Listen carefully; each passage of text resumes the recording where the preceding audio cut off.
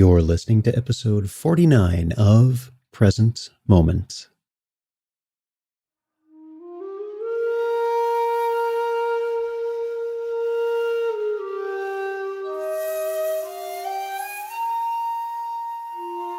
Welcome to Present Moment, Mindfulness, Practice, and Science. I'm Ted Meissner. Present Moment is a podcast with interviews, conversations, and roundtable discussions. We speak with mindfulness teachers about their newest findings published in peer-reviewed science journals, teachers about their understanding and methods as they work with students of mindfulness, authors about their books and interests, and we also speak with everyday practitioners. The website presentmomentmindfulness.com has show notes for each episode along with resource materials. Dr. Jamie Marich joins us to speak about her new book, Dancing Mindfulness, A Creative Path to Healing and Transformation.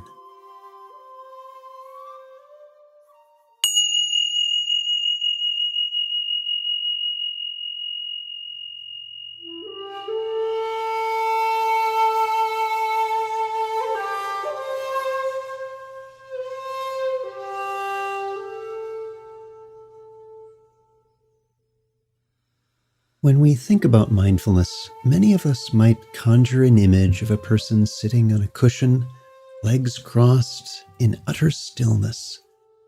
And though it's true one can be mindfully aware in that way, mindfulness can also find expression in dance as one of many avenues of healing. Dr. Jamie Marich, a lifelong dancer and the founder of the Dancing Mindfulness Community and Facilitator Training Program, is a clinical counselor who leads trainings and retreats on trauma, addiction, and mindfulness worldwide. An author of several books on topics related to trauma and recovery, she actively trains facilitators in the dancing mindfulness practice and maintains a private clinical practice in her home base of Youngstown, Warren, Ohio. Our guest today is Dr. Jamie Marich. Jamie, welcome to the podcast. Thank you, Ted. So glad to be here. So let's dive right into the topic. Tell us about your background with mindfulness and with dance. Sure. Well, since dance, I think technically came first, I will start there. So my parents actually both met when they were in folk dancing troupes. I'm of Croatian background. And mom was in a dance and music troupe in Youngstown, Ohio. My dad was in one in Cleveland, Ohio. So as the story goes, I exist because of folk dance, because they met at one of those national festivals when they were 16 years old. And, even though they didn't stay married in the long term, it was good while it happened. And both of them gave me a big love of dance and music, which I'm very grateful for. So when I was about 3, I began dancing in the group that my mother was in, and I took part in folk dance and music for many, many years throughout my childhood. So when I was about 10 years old, I started figure skating. I took an interest in ice skating and took lessons and dabbled in that world of competitive figure skating. So began doing requisite ballet and jazz training as a part of that. And I continued with that through most of my teenage years. Yet I ran into this issue where, because I wasn't the best, or because I didn't really show talent to do anything significant competitively, either with skating or dancing, I never called myself a dancer. And one thing I discovered later in my own journey with recovery and mindfulness is, you don't have to be a member of the Bolshoi Ballet to call yourself a dancer. You don't have to have the most impressive technical moves to call yourself a dancer. You don't have to be on the national skating team to call yourself a skater. And I say that respectfully to people who have competently progressed in those arts, because I don't want to take anything away from being a technical master in your field. Yet I think as a result, a lot of people have denied themselves this birthright of dance because they haven't earned that stamp as being good at it. So, that was very much my journey. And then throughout adulthood, I've dabbled with forms of dance because I've always had the dancer spirit in me. Like I said, even though I kind of gave up the label of dancer, if I was ever at a wedding or a social party, I'd always be the first one up dancing whenever music started playing. So I took ballroom for a little while as an adult. I liked it, but found it a bit impractical because all of my romantic partners thus far have not really been dancers. So finding a partner became a challenge at social dances. I took Zumba and some of the aerobic dance forms here and there, but I just did not find them to be a good fit. So then this is probably a good part of the story to tell you where the mindfulness entered in, because it was through those interests that I really was like, wow, I found a dance form that I can really embrace. So mindfulness and yoga really came into my life through the back door. It was really through my engagement in therapy, and first in my own personal therapy, and then later as I developed my career as a therapist specializing in trauma. And I was initially exposed to a therapy called EMDR, eye movement desensitization and reprocessing. And it's, very technical therapy I don't have to go into the details about. And the name is kind of horrible and clunky, yet one of the interesting components of the therapy is the invitation to just notice something. Because to that point, so many of the therapies I had been exposed to where, you had to talk your problems out, you had to analyze them to death. And EMDR was the first therapy I encountered where I was invited to just notice a body experience, notice an emotion, and in fact, notice it without judgment. And that's a big component of what makes EMDR. And I was fascinated, and like a student of anything who's newly fascinated in something, I dove in and got all the information I could about it. And I was really delighted to learn that the founder, Francine Shapiro, was a meditator, had a lot of mind-body medicine interests back in the 80s as she developed EMDR. And the whole experience really prompted me to begin studying mindfulness meditation in its own right, because if you take the eye movements or the bilateral component out of EMDR therapy, a lot of what you have are really the essence of Vipassana meditation, especially. So I began a meditation practice in my own right as a result of that study, but it was really EMDR that introduced me to it. It was also EMDR therapy that introduced me to the whole body-mind connection, because it was the first therapy I'd ever had where a therapist bothered to ask the question, well, what's happening in your body right now?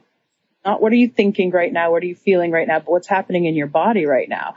And I started practicing guided imagery, progressive muscle relaxation. I learned hypnotherapy through, and this is all when I was in my mid-20s, basically as a young therapist, really eager to learn.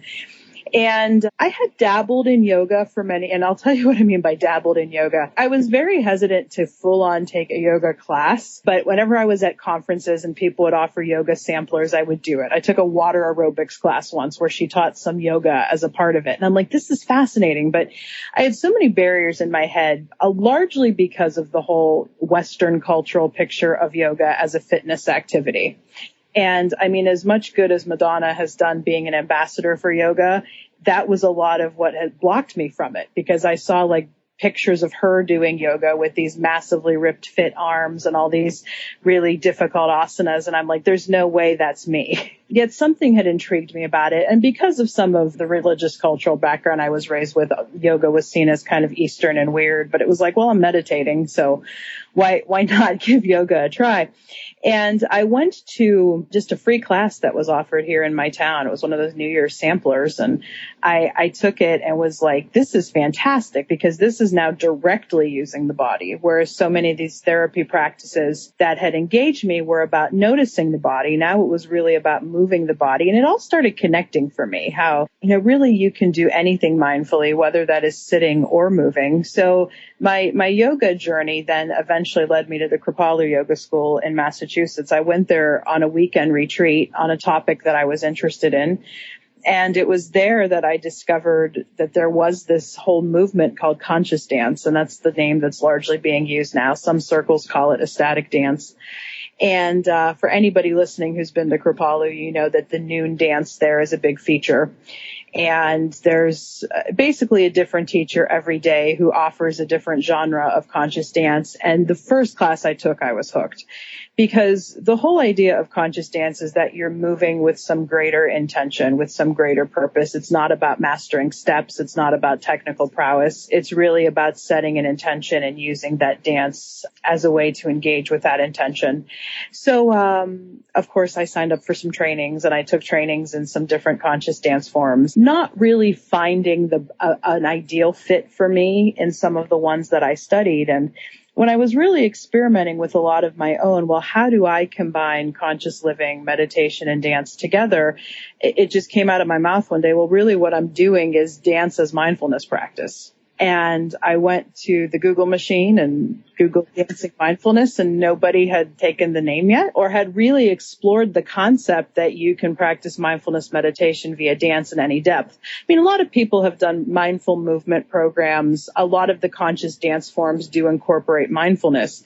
But basically that led me to this place of how can we specifically develop a class and a practice where we can teach mindfulness concepts via dance, or use dancing and moving mindfulness as really a complement to what a lot of people do in seated practice. So that's the story. I'll let you pick up with any questions you hear in there. No, that's wonderful. I'm curious about what this intersection between them is. How did you first merge mindfulness with dance? Tell us more about that connection. Yeah, well, I think, as I told you, when I was exposed to mindfulness meditation via this therapeutic experience, what really impressed me was this concept of just sitting with something or noticing something.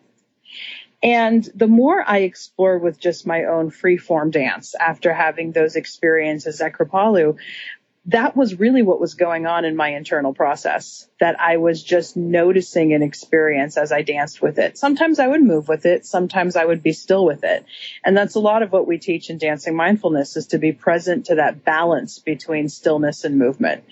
It had also impressed me in a lot of the mindfulness teachers who I read, especially, the Western teachers like Jack Kornfield, Jon Kabat-Zinn, who have really kind of made it palatable for a lot of us who've grown up in modern times, that anything can be engaged in mindfully. I mean, a lot of the early reading I did was Jon Kabat-Zinn, and it was this idea that, you can cook mindfully, you can eat mindfully, you can walk mindfully, and that's not unique to him, of course. A lot of the teachers have shared that. And it was interesting because I rarely, if ever, saw dance included in that list. And I have some ideas as to why. But it's like every time I dance, it is an experience in meditation for me, especially doing this kind of dance, where basically you're just putting on music and letting your body respond to the process, as opposed to feeling that you have to master steps.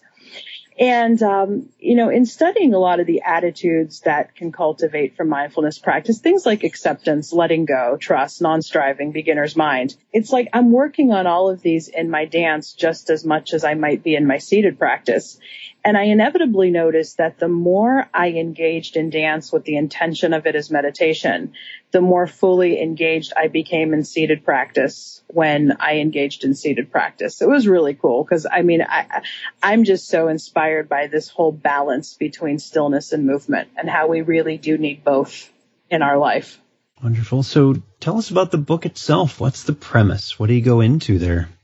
Yeah, well, the book itself, it's really written for a general audience, inspiring anybody who might be interested in this whole mindfulness thing, how to use dance meditation as a way to be more mindful, whether it's in your individualized practice, whether it's in part of a group practice, or whether you're using this idea of dancing mindfulness as a way of life. And part of what I mean by dancing mindfulness as a way of life is that for those of us, because this was, just to give you a little timeline, this was around 2012 when I officially coined the name. And, I'm not one of these over commercialized people who's dancing mindfulness trademark. It's who am I to coin dancing and mindfulness as something you have to buy a license for to teach? But I'm really trying to inspire it as this thing that's accessible to everybody. And yeah, if you want to train with me and study with me to get more depth in it, that's fine. But if you can dance, and if you have the intention to be in the present moment with your dance, at a very basic level, you're practicing dancing mindfulness, whether you're doing that in the kitchen at your house or whether you're doing it in a community class with us. And so a lot of what the book is about is just trying to inspire this idea of the joy of dance in daily life. And, if you're dancing just for dancing's sake, that's beautiful. But hopefully there's an element of inspiration to make it part of your meditation practice, to make it part of your spiritual practice, whether you are setting an intention to hey, I'm spending 30 minutes today with this playlist and we're going to see where the meditative journey takes me. Or as I referenced, in the kitchen doing laundry, whether you're just using mindful dance, mindful movement to link the various movements of your day, because a lot of us do that who are really kind of into dance. So the book is for a general audience, but it's also for people who may be interested in starting a group where you facilitate the premises of kind of what I've been talking about on this interview. I also have a video out as well that actually came out a little earlier last year. So conceivably a person could get the video and the book and have a lot of self-guidance to start their own practice with it, or possibly get a small group of folks together. What we do in the book is we break it down by what I call the 7 elements of dancing mindfulness. Now, obviously, I did not invent these elements because they're things like breath, body, mind, spirit, story, sound, and something that I call fusion, which is when one or more of these elements come together. And basically, those elements I named are all vehicles through which we practice dance. Because one thing I tell people is you can appreciate that your breath is a dance. You can appreciate how your breath can feed your dance. So that is an example of really the foundational element in dancing mindfulness.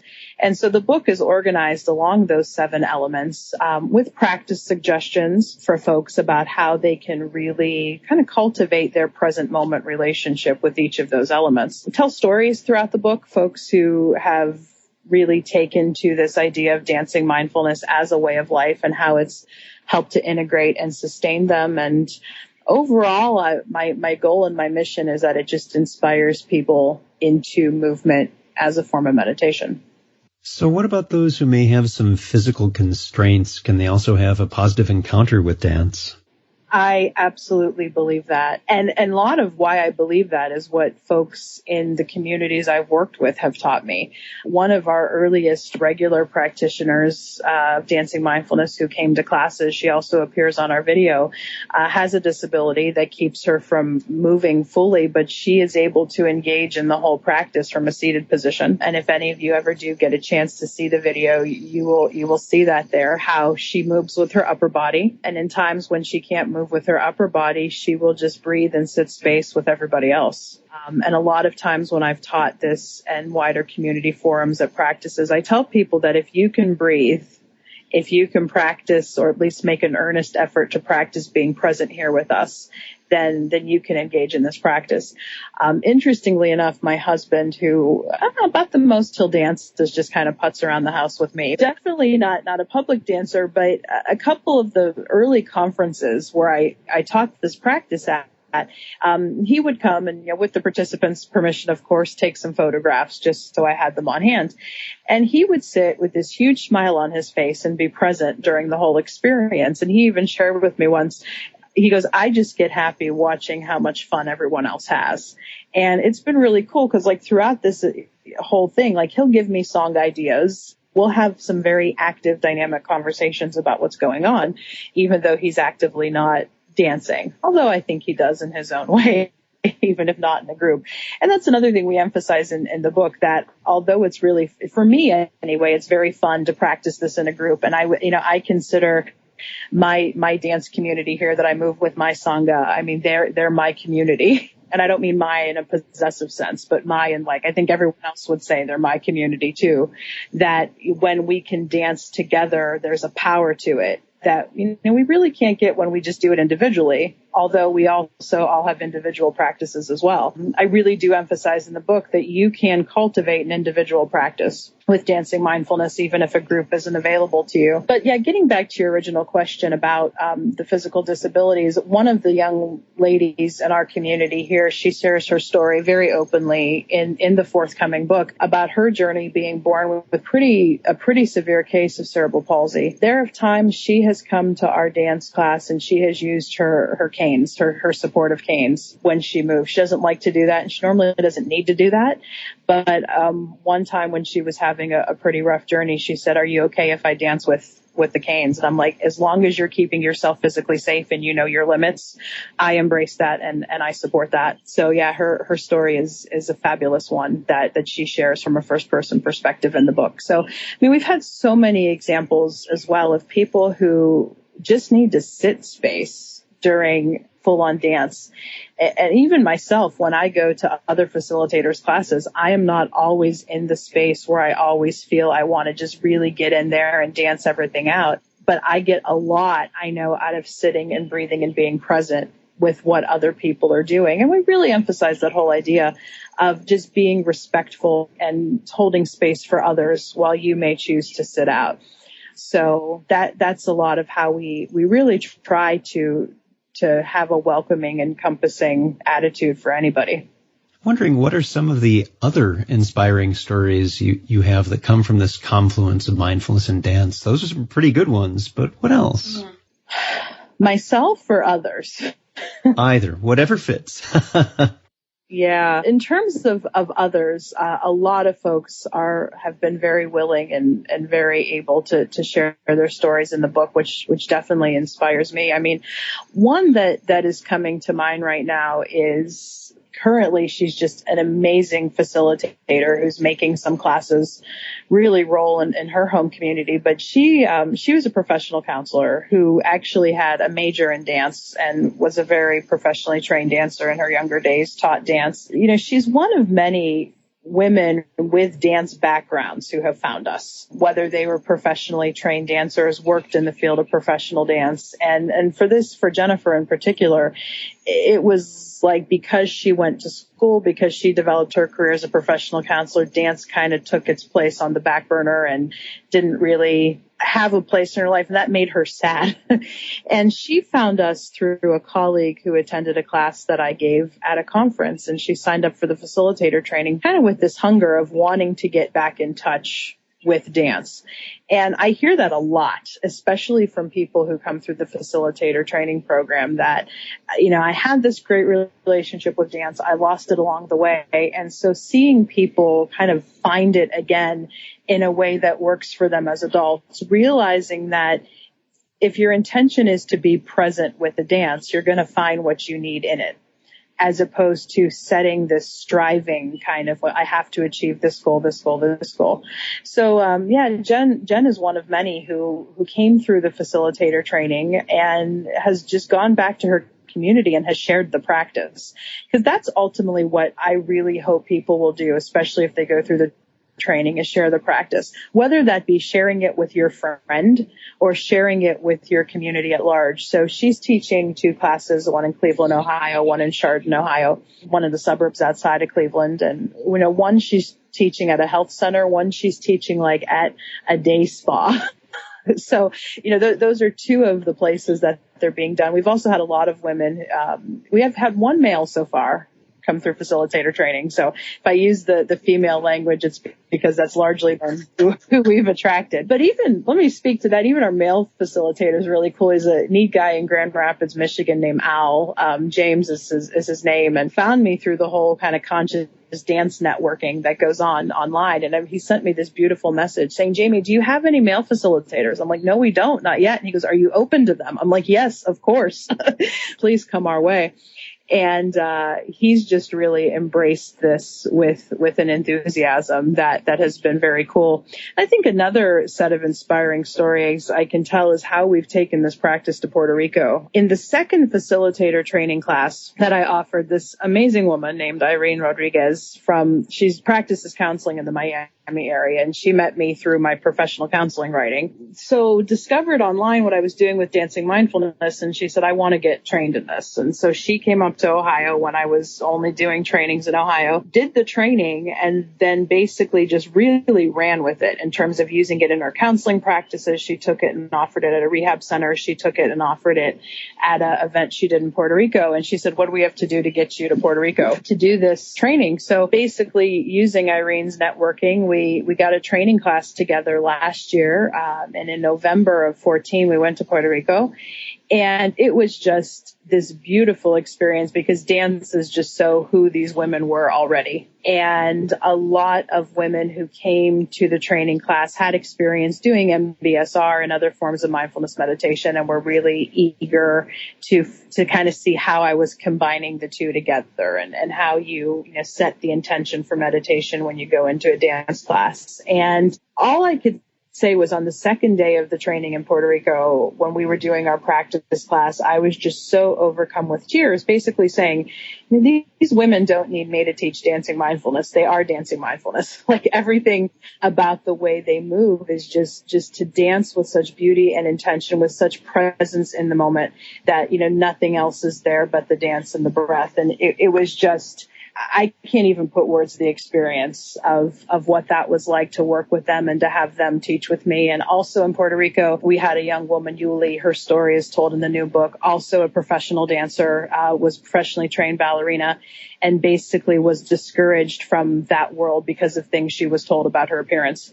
And this format, giving her a chance to renegotiate her relationship with dance, was something that was very special to her. And right now she's doing her dissertation research project on taking a dancing mindfulness program to work with domestic violence survivors. So to see those domino effects happen just from people meeting other people and sharing the practice has been just no words, even as I try to come up with a word here. And I hope that whole idea of sharing the practice is something that continues. Thank you for that, Jamie. And I think that's a good segue, actually, in that you also work with trauma and recovery. And I want to give you a chance to talk a little bit about that, too.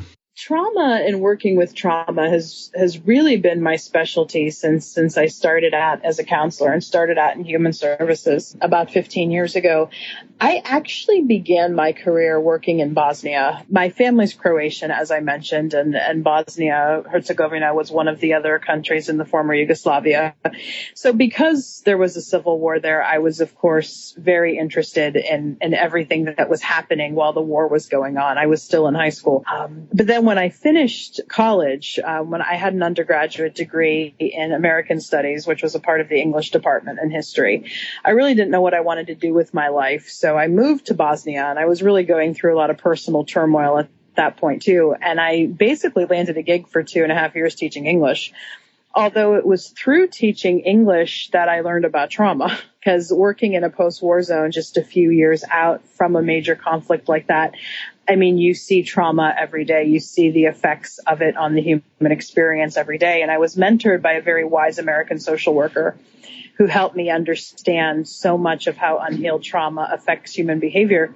But even working with the kids in Bosnia, it was music, it was dancing that got through to them in a way that just sitting down with a book, trying to teach them English would not. So even that experience was really my first dabble into using expressive arts, not only as a teaching mechanism, but as a healing mechanism.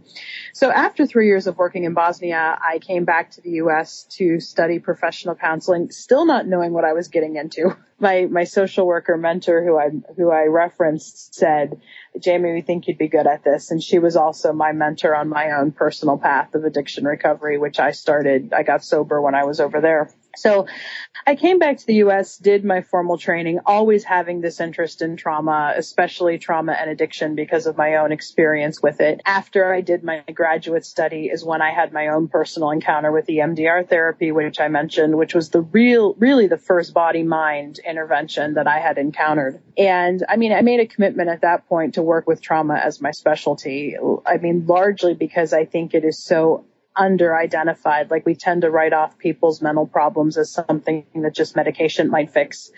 And we think of trauma only in terms of, well, if you went to war or if you survived a natural disaster, if you were assaulted.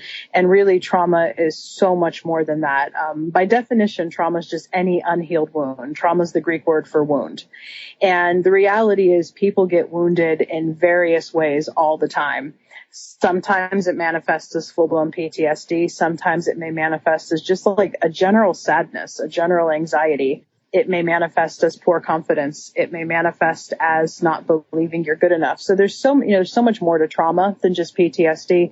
And I always really from the beginning of my career became impassioned with working with people to help them heal their wounds is really what I see my mission as being there. And the one thing about trauma is you can't easily talk about it. One of the misconceptions we tell people all the time, well, you went through this bad thing, you have to talk about it. Talking about it may help some people. I think talking about it is the way that we can create relationship with those people who may help us with it. But fundamentally, unhealed trauma is an experience that manifests at the level of the body. Your racing heart, your churning stomach, your shoulders that spike up to your ears, those will tell you that something is wrong. And the impact of having those kind of reactions over time can really make you not only stressed out, but can potentially make you just very ill and exhausted. So from the beginning, I was so grateful to be exposed to the EMDR therapy, which I told you about, because it was so directly focused on working with the body. Then even after that, when I got exposed to yoga and a lot of these movement forms, it's like, this may offer us a next step because we're directly working with the body to really get a lot of these somatically stored memories moved to a more adaptive place. So I have been just so inspired, not only by my own work I've done with yoga and dance and movement, but really with what a lot of the research is saying right now, especially about yoga, meditation as well, as really healing practices for mental health issues. For folks who are listening to this episode, there are a number of books that we've referred to and a DVD as well that's linked on the episode page for this episode. I'm also embedding a TEDx talk that Jamie has done on trauma, so check that out as well. And if you'd like to find out more about our guest today, you can check out dancingmindfulness.com or her own website, jamiemarich.com, both of which have, of course, linked on the episode page for this episode. Jamie, thank you so much for being here.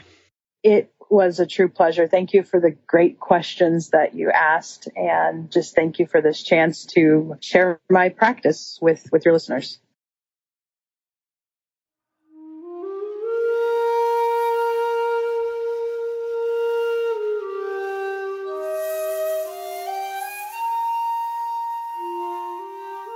Thanks for listening.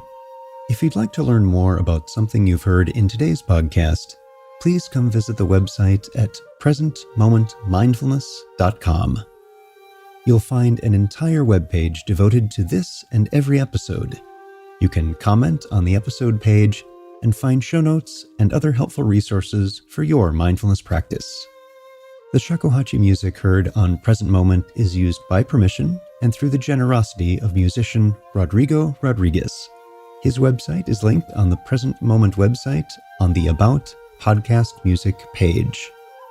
Sound editing, mixing, and mastering provided by the generosity of Anthony Dominello of StructureFromSound.com.